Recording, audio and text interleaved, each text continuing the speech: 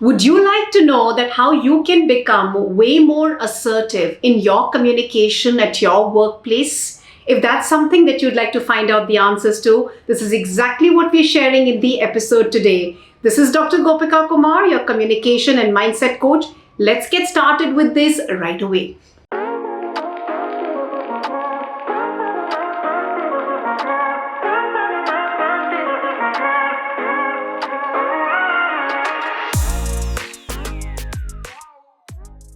So when we speak about assertive communication, there is a very fine line between assertiveness and aggressiveness.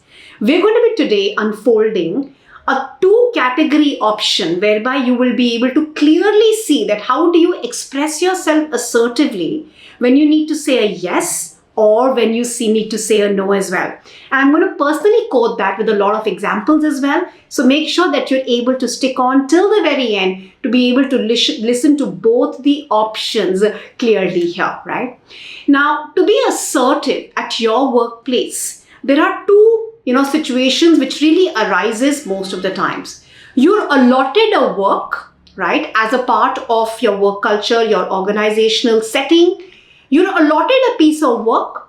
Now, there are two important ways of communicating with it. Either you accept what's coming in, which means that you're going to start working towards the work that has been allotted to you, or you do not want to accept, you want to comment, or you want to question, or you want to reject, right? That's your second option completely. Now, in both the situations, we can learn to be more assertive. Now, how do we do that here? Let's understand this clearly. Now, when you need to be more assertive and you have been, you're wanting to accept a project, all you really need to do is be able to ask clear questions so that you're able to clarify your doubts, if any, that you have in the execution of that project as well. And I'm going to quote that with certain examples to be able to bring out more clarity on this as well without becoming aggressive. Because there are a lot of times when the information is sent out to you, but it might not be able to answer all your questions or all your doubts, because of which you might start feeling a lot of aggression, or there might be a lot of frustration, because of which the communication might not come out in the exact tonality of voice that you might really want to do it. So that's where we need to draw a very fine line where you ask clear questions about the doubts that you would be having to make sure that you have absolute clear-cut information for yourself to be able to execute the task here. The other option is available, which is when you do not want to accept that the work that is allotted to you. And it could be a situation where you're wanting to question or reject or be able to give that as that you will not be able to take care of that work allotted. But now how do you do it?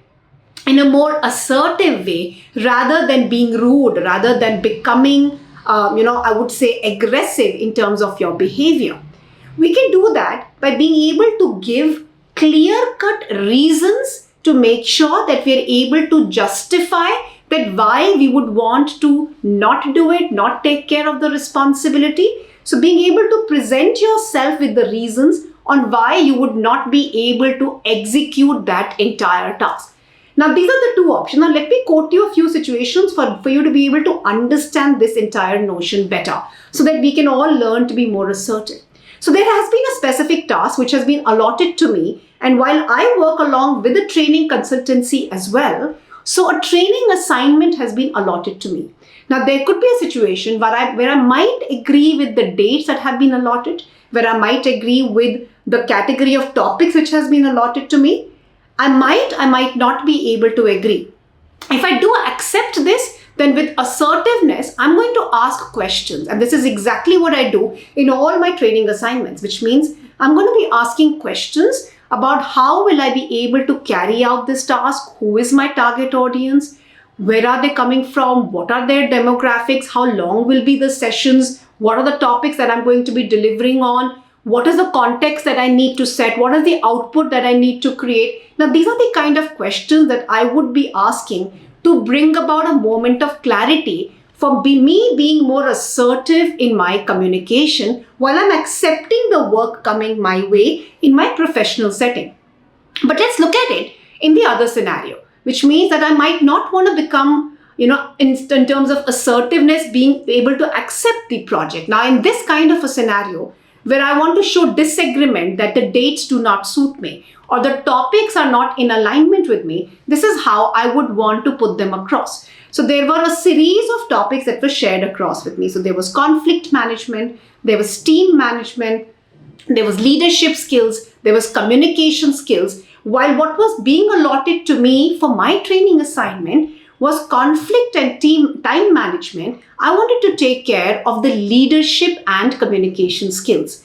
Now, because I knew that I'll be able to handle them better, when I was giving across my comments and opinions in a more assertive way, I was giving reasons and validating the fact that why I would be able to take up that field, that specific niche of topic that I'd like to talk about with reasons, with my years of experience, so that I'm able to really validate and justify with assertiveness without becoming aggressive, that why have you allotted me conflict management? Why have you allotted me time management when these are not really my areas?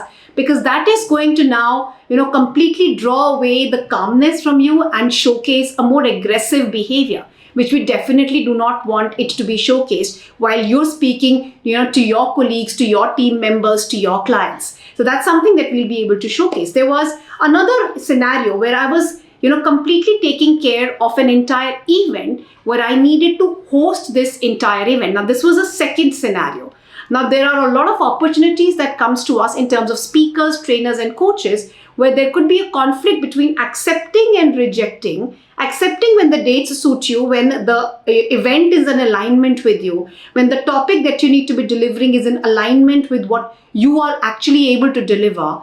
And when dates do not suit you, the themes are not really something that you're being able to understand, is where when there is an acceptance, we ask questions so that we are completely clear with that communication. But if you're not able to accept and we would want to reject that for whatever reasons, the best way to be able to assertively put your point across here is to give reasons to justify, so that you're able to validate that why you're being able to put across, a no or a rejection to the work that has been allotted to you as well. I hope that does help, and you being able to join dots in your specific line of work as well, for you to be assertive in your communication without making it aggressive, right? Go ahead and apply this at your workplace. Would love to hear back in terms of your comments in the chat box as well.